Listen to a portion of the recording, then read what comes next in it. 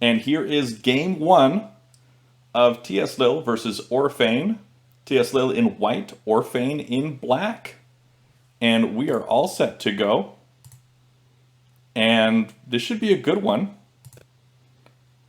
My bet is going to be on orfane winning the match, but that's just because I haven't really seen tslil play hardly at all. I've only seen one match from him. So we'll see how this works out. We do see the adjacent corners coming out first with the mirrored opening in the start. I have seen orfane do something a little different recently, and I really loved it. He might play here at b4. No, he plays here at c3. This opening I really like. It's different from the opening that I talked about in the openings video in Tak University, but I like it because preempting this before dropping the capstone, when you capture over, you already get momentum in that direction. And so it's really nice because you're ahead of the game, basically, in terms of going for that horizontal road. And white is going to be hard-pressed to stop that. So I really like that opening. I like this sort of variant on that mirrored opening style. And I've tried it myself a few times, and I really like it. So I think that's a pretty strong way to go about it. Good capstone placement from white here. I believe that's what I did when I played against this opening. And it worked out pretty well for me, but this is actually a really solid spot for both players. I feel like white might be in a better position just because of this great capstone placement, but black can also do a lot of good here. Placing here does sort of connect this way.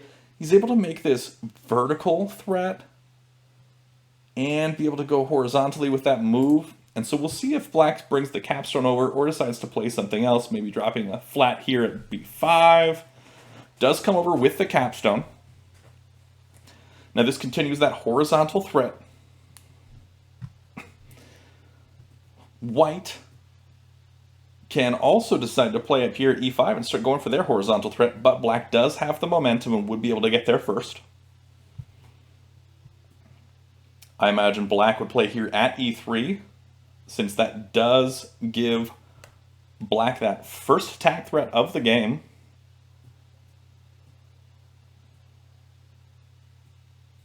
That is momentum given there to black. And I will have a video about momentum, and that is probably out, actually, when this video comes out. So momentum is part of the Tak University series.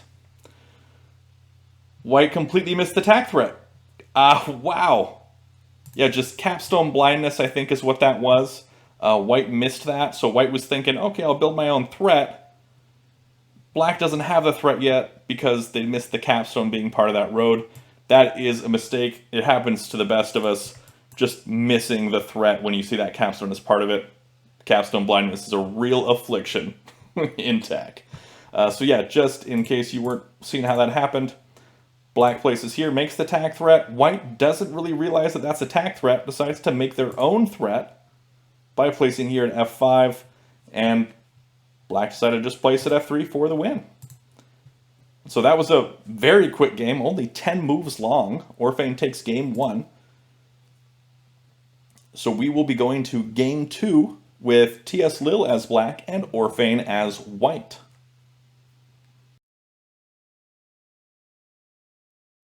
Here we go. Adjacent corners again. It does seem to be the norm right now, sort of the meta for openings.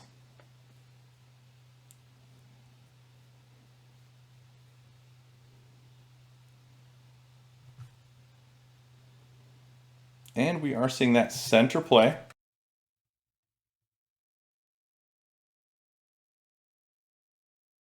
Same mirrored opening as before. This time we'll probably see the more traditional mirrored opening since this is tslil playing and not orfane trying out his new variant on that mirrored opening.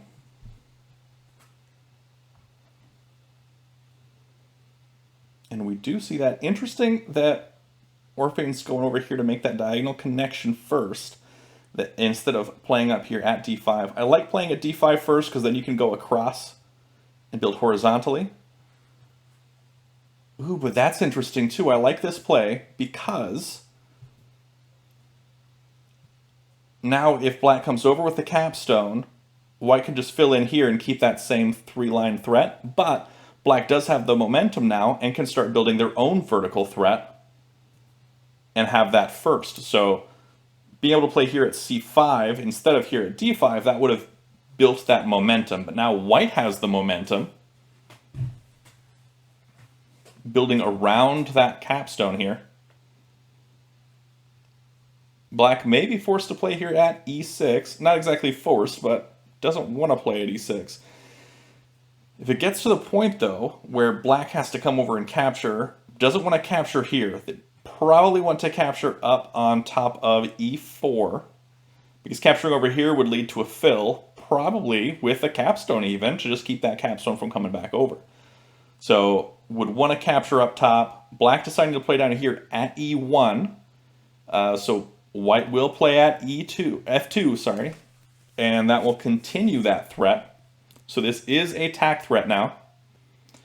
Black must respond with either a placement here at e6 or make some sort of capture. Capturing here onto e2, capturing f1, which wouldn't do very much, capturing here onto e4. And does decide to capture up onto e4 with the capstone. Now this is a good play because of two reasons. Black can come over here with the capstone, and now that seems to be the likely choice, because that would cut off that vertical threat and also threaten this small stack to retrieve that captive. Additionally, it would open up the line of a horizontal road threat for black, but black does have, let's see, does black have momentum here? Place, place, place, place. Black does have momentum here. Black can start building for that vertical road threat, and white would have to respond to that instead of just continually building their own. So this is where I would say that black might want to start playing here at c1 or at c5 and just keep building.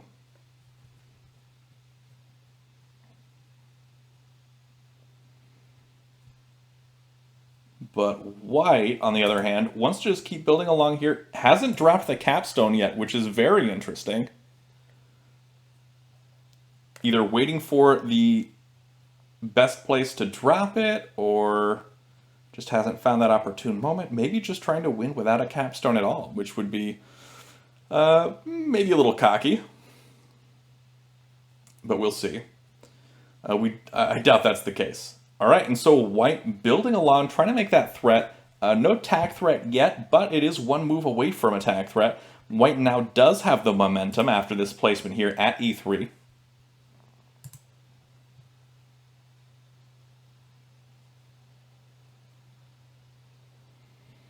I can see a placement at f3 maybe functioning here to be able to recapture onto this. White plays up here, something like that. A little too late here playing at c5. That would have been good on the last turn instead of here at e3.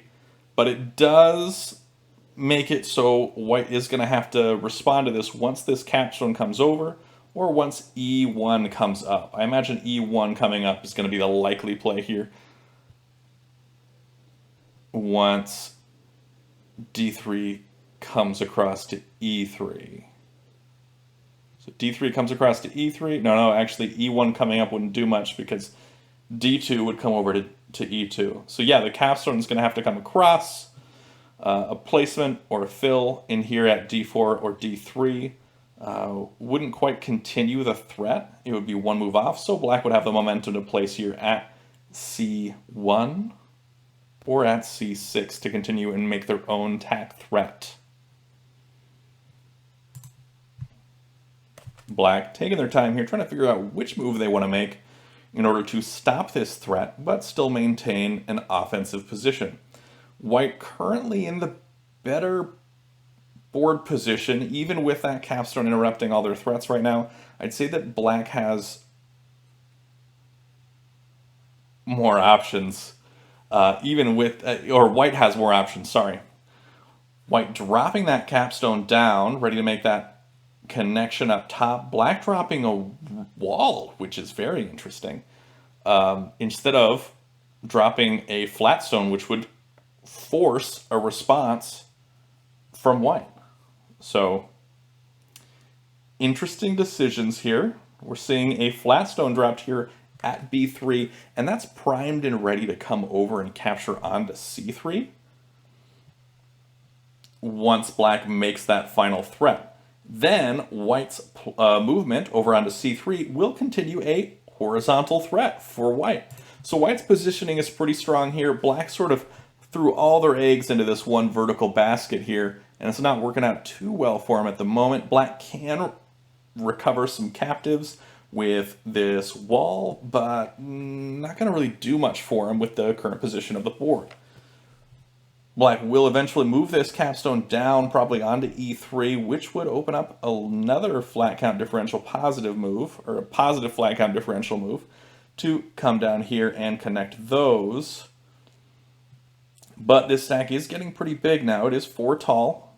Jumping up here would make it 6 tall. We do see another placement here from white, continuing in that direction, trying to make a road threat on the next turn. Capturing over here onto c3 would be a road threat. And black is going to have to respond to that. On the next turn, though, black can place here at c1, make that attack threat, and force the response here from white, and then just drop a wall here. Ooh, white bringing over that capstone to interrupt everything. So black could even just place a flat here and stop this.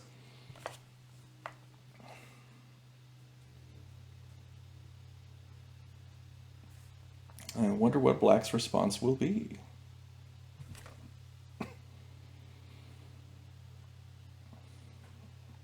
Seeing either a flat placement, a wall. That capture does work, though I don't like it very much. I feel like a wall placement really would have worked. I know it's bad to have those two walls next to each other like that, but I feel like it would have been the ideal move. It also would have sort of pinned this capstone from smashing the wall, because it would have forced a win for black. White comes down with that flat, which creates another, not attack threat, but another line. Oh yeah, it is attack threat, sorry, placing here at d3. This is where I might say you want to throw this capstone down to recover this stack.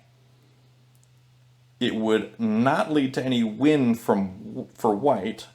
It would lead to a threat from white, but it wouldn't be a win. And it would give you this nice juicy stack. However, now white can play here at f3 and sort of ruin that particular move. Because if white plays at f3, then black can't throw that capstone down to capture this, otherwise it would lead to a win for white.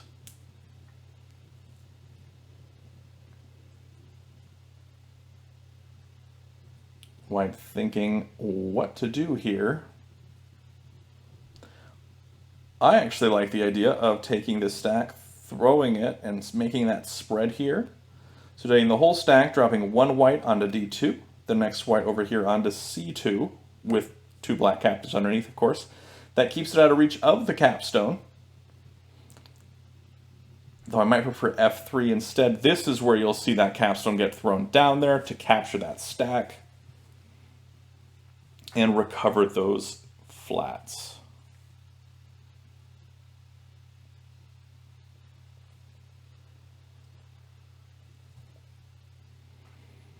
Black taking their time, maybe trying to figure out a different move that still works here.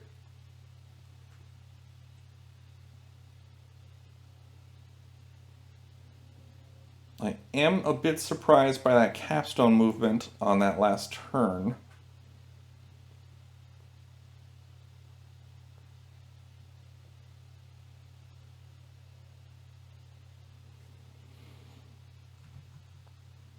Let's zoom in a little bit. And yeah, so, okay, we do see that capstone move as predicted. That is going to be a solid position there for black. It's nice to get that stack, able to move that around. Black doesn't have too many options in terms of threats that they can make at this moment. Black will probably want to play here at b1 on the next turn.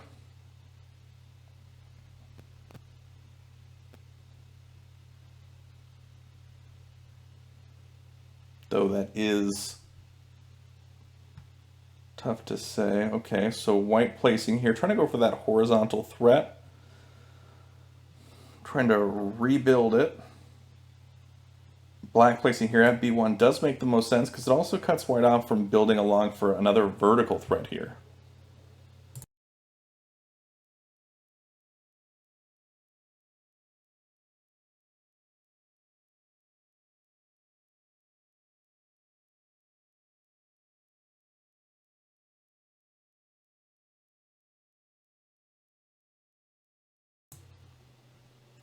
Black taking their time, trying to figure out what to do with this stack. A lot of times newer players will get in their head that they have to use that stack right away. And so Black does not do this, though. Decides to place here at b1, not making any attack threat yet, but is setting up for one.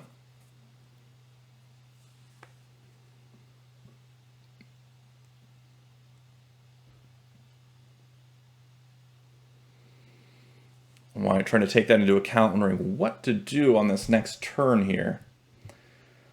Black doesn't really have any opportunity for setting up a Tinue along this line. Not really something they can do. Black also can't capture down with this stack to make that connection, because it would lead to a loss by capturing down with e3. Capturing down here with d3 down to d2 would create attack threat by spreading across here onto f2, but it would be easily blocked, probably stopped by capturing over with this capstone. So I imagine we'll see the capstone come across here, and that will get this captive. Now I can see Black taking this stack and now leaving one black behind, and then bringing the rest of the pieces up here. So leaving a black and a white behind, and leaving the top 1, 2, 3, 4, 5 pieces down here onto e1, which would create attack threat. It would be stopped by bringing this down or this down, but it is something to do. Black could also decide to place here at f3. I like c2 a little bit. Makes it so this capstone is going to have to come across. Black decided to play here at d3. Not sure what the connection is going to be there. Maybe hoping that the white capstone won't go here. But placing here at c2 is attack threat for white. So white will place there at c2.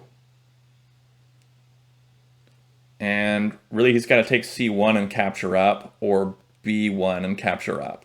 So one of these two are going to have to be captured. Those are the only viable moves at this point. Or actually capturing over onto e1. That is also a viable move.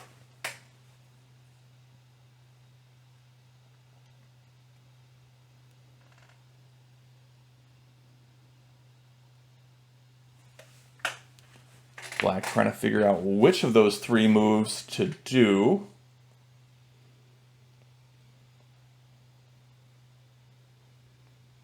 Or potentially seeing another one that I haven't seen yet. But I do feel like those are the only viable moves available to Black at this point. D1 to the right, C1 plus, or B1 plus. That's a little PTN notation for you.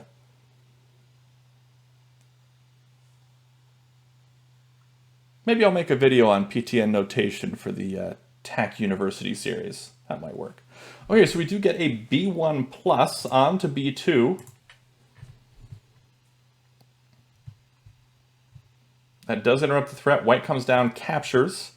Black would probably do well to place a wall here on A2 or on B2.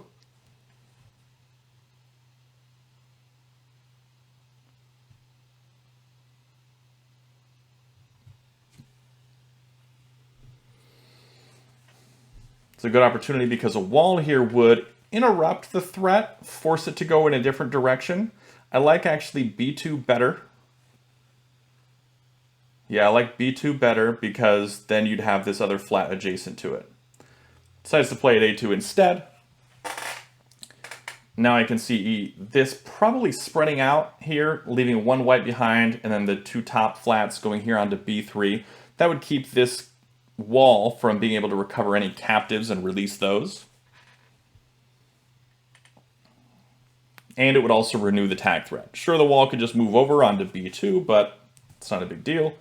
White, instead of playing over here onto F3, this doesn't renew the horizontal tag threat, but it is setting up for a two-pronged tag threat where they can play here at B3, and that would be a horizontal tag threat, but then playing again at E4 would be a vertical tag threat.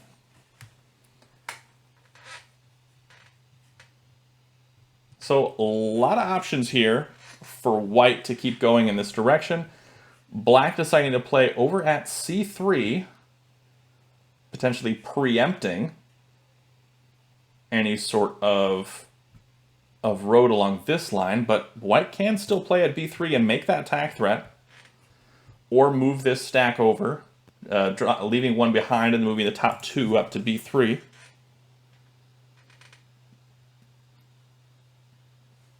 White instead building for that vertical tag threat.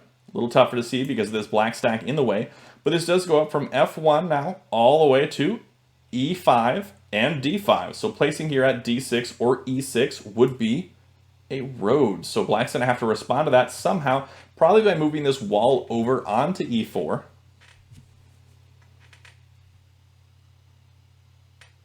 Spreading the stack out would not be a great idea. It would be a great flat count differential move, but not great for the move right now, for the game position now. Does decide to go for that. White, I imagine, is going to move this capstone over, perhaps, and capture there, which would be a tag threat, and the capstone wouldn't be able to come back over and capture there. It would be up to these flats to move along onto this 2 file to cut that off.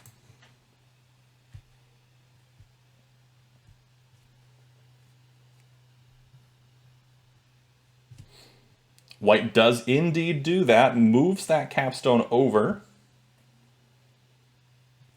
Black can cut that off by going here or moving this wall over, which is what they put that wall there for in the first place. Moving that wall onto B2 would be a solid move because it would also allow for the spread of this wall stack to create a connection here to go for a vertical road threat.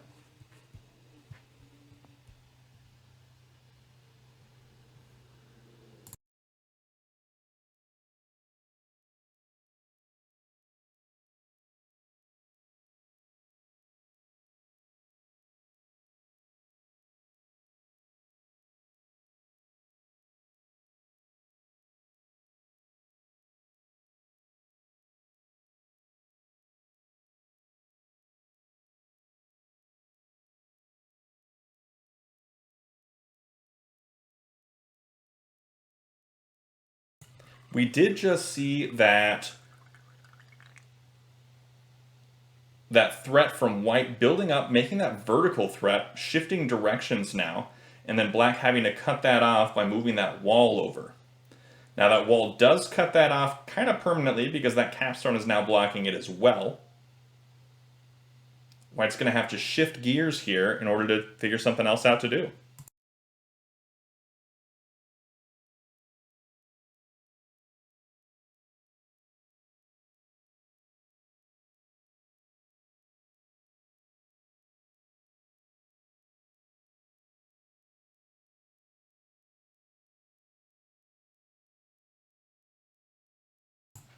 White bringing that capstone over. Nice. Really wants to shut down that vertical threat potential of black. Black might have to start shifting gears here to go for a horizontal threat by capturing over with this capstone. This double stack here of whites may be a problem pretty soon. White definitely cannot smash this wall, as that would lead to a road for black.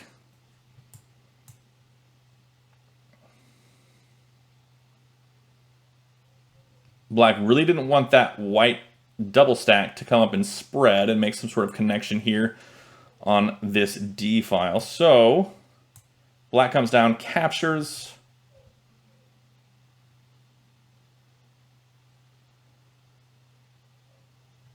White, thinking about recapturing this with the capstone, doesn't go for it. Instead, places up here at C6 to stop that threat. Black can probably place over here at C5, or B5, sorry, to not make the threat exactly, but to continue in that direction of a threat.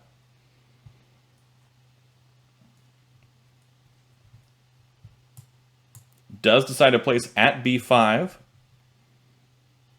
Continuing a sort of threatening direction here. Then we see white playing here at B6. Now, white also building for this horizontal threat at the same time. Would not be a bad idea to place here at D6 here for black now, because black can also threaten to capture this stack. Now, placing at D6 would guarantee a win of this stack war, unless white also plays here at D4 afterwards.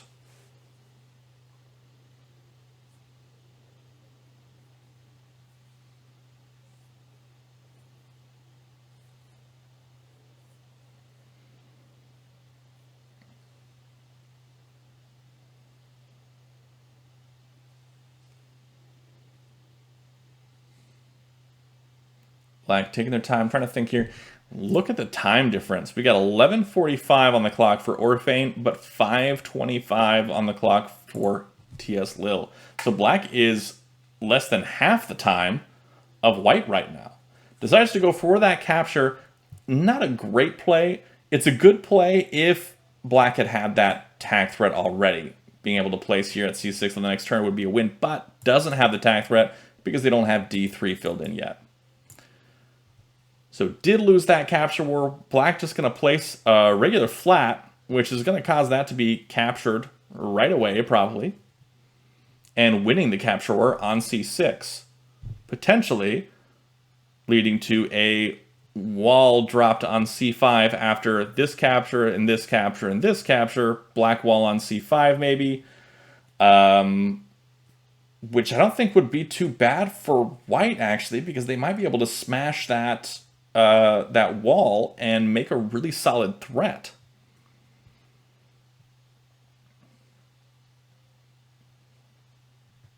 And not lose at the same time. So I think that that's something that white wants to look at. Wants to look at this, capturing up. If black captures up, white wants to capture over. Then black places a wall here. White places a flat here at D6.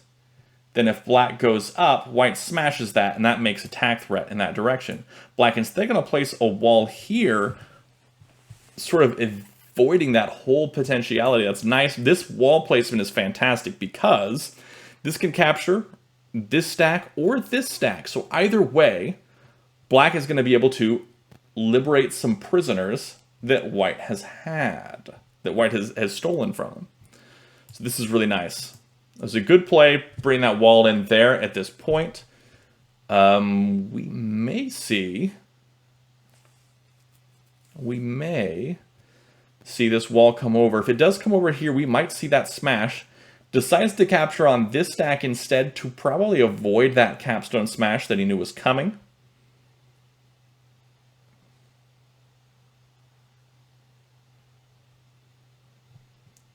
Would not be surprised to see white fill in here at D6 to continue and make another tag threat.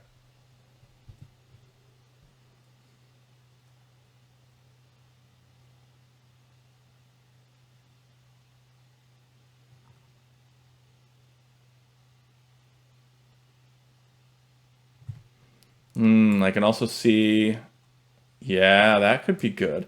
So if black does eventually fill in here at D3, it could be a sneaky threat to, once D6 is placed, capture over with it, leave a black here, leave the wall on top of d6.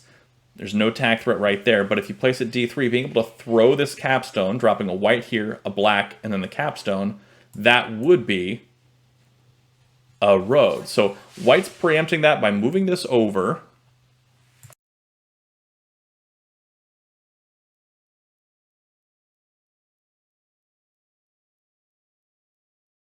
White is maintaining this block here on this line. They're getting ready to smash that wall, I think. I think that's what their plan is.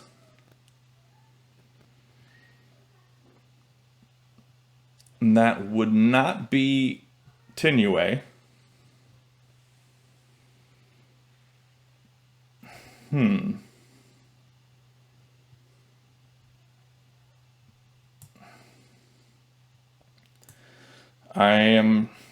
I don't know about those last two moves by either player. I don't know what those are accomplishing.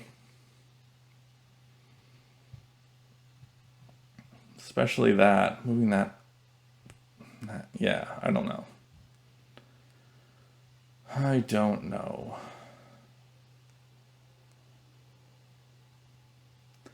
Maybe he's going to do that capstone throw that I thought of earlier by dropping the white, the black, and then the capstone here onto e6, which would create sort of this line, but it wouldn't be a tack threat because there's no black here. Bringing the wall over on the next turn would work, but white's probably going to do something before that happens.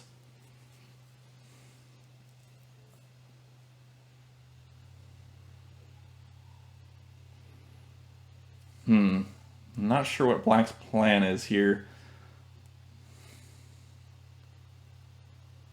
White's clearly just going for this horizontal road. Black's going to have to stop that somehow, maybe even just placing here at e6.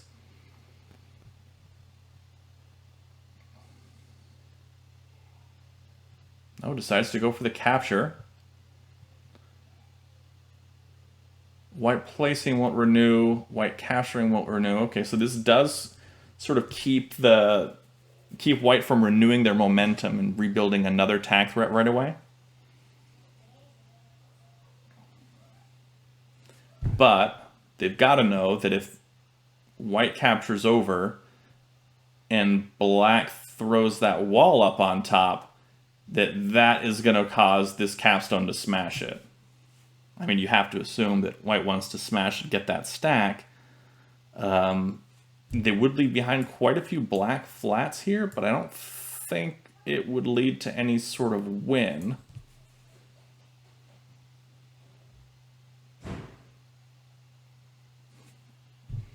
Maybe even leaving behind that many black flats would cause them to lose. It's hard to say.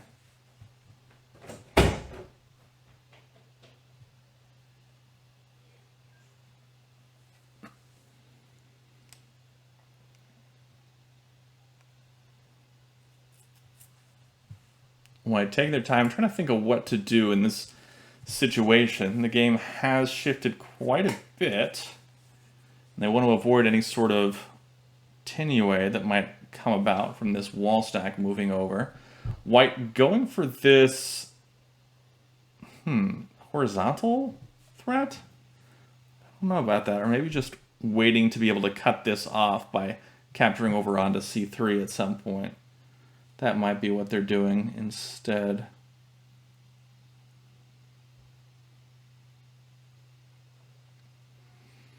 Not sure. How many pieces here? 1, 2, 3, 4, 5, 6. Okay. So that can move one over and make that connection. Can't move any more.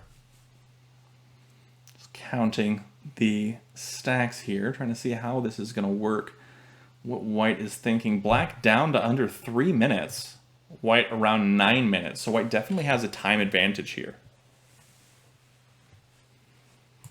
Black a little bit more pressed, trying to figure out what to do in order to maintain this series of threats or cause new ones. Decides to play at d3. Interesting, right here. Don't know why exactly. Maybe to make that horizontal threat and come over here onto f3 to do that. I'm not sure.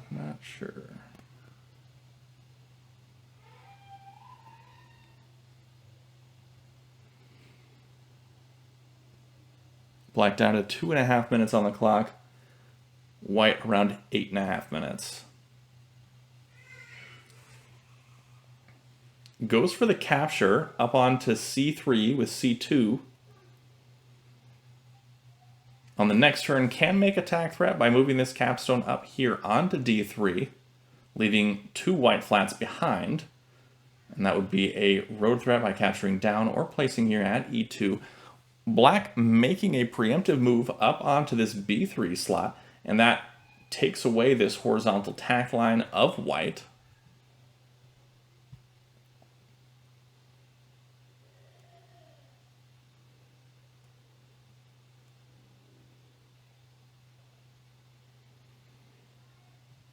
White filling in here, make that connection.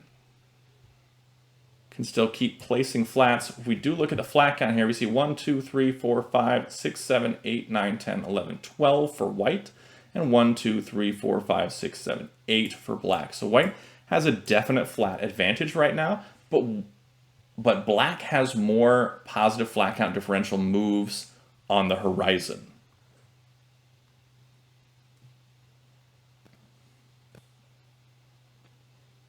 Black filling in there at c3.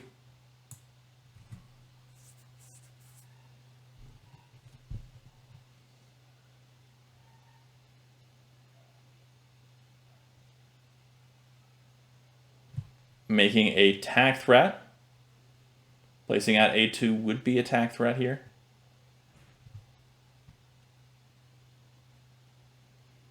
This is where I like it if the capstone came down, leaving a black flat behind on b3. And capturing onto b2. I think that would be good. Decides to capture up instead. I don't like that move as much because that capstone can come across and renew that tack threat. This is, however, 1, 2, 3, 4, 5, 6, 7, 8, 9, 10 tall. And if this capstone wants to move off of this piece, off of this space, they have to leave at least one black flat behind. And the black flat will be on top because 1, 2, 3, 4, 5, 6 is the carry limit. So they cannot make a tack threat with that. Black knows it, makes that positive flat count differential move. White comes up ready to capture this stack with that wall to liberate those prisoners and make a threat.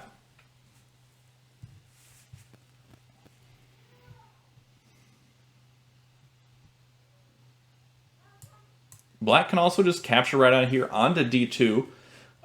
Black would win any sort of capture war here because this capstone can't move off without leaving black flats behind. Black can secure that by first placing here at d5. Does decide to do that.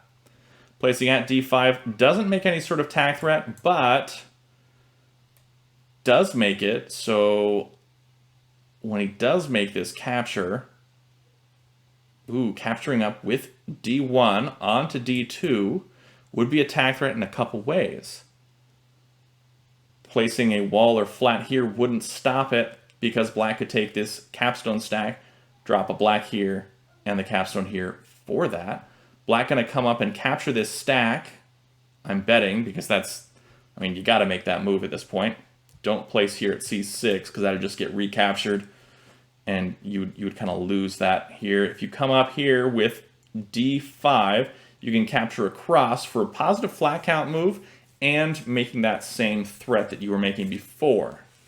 You will lose one turn of sort of the tempo or the momentum here, but I think it's easily regained in this situation because of how white is positioned. That doesn't help out. Placing at e6, I don't think that's the move. Think that lost a lot of momentum here for black. White now has a tack threat. Placing a wall here at b3 would help. Black missed the tack threat. Instead, White's going to spread this stack up for the win, and White takes game 2. That is Orfane taking game 1 and game 2 to a missed road threat. So well played, both players. Congratulations to Orfane. Doing well in this group stage so far. Orfane is winning a lot of games. So I think that for his particular group, it's between him and Pluto the Brave, I believe. And those are the favorites for that group right now. Anyway, that is all for this TAK match. Again, well played, both players. Congratulations to Orfane for winning this match. Be sure to check out the description at the bottom of this video to see all the TAK resources that we have available to us, including the playtak.com website where you can play folks online.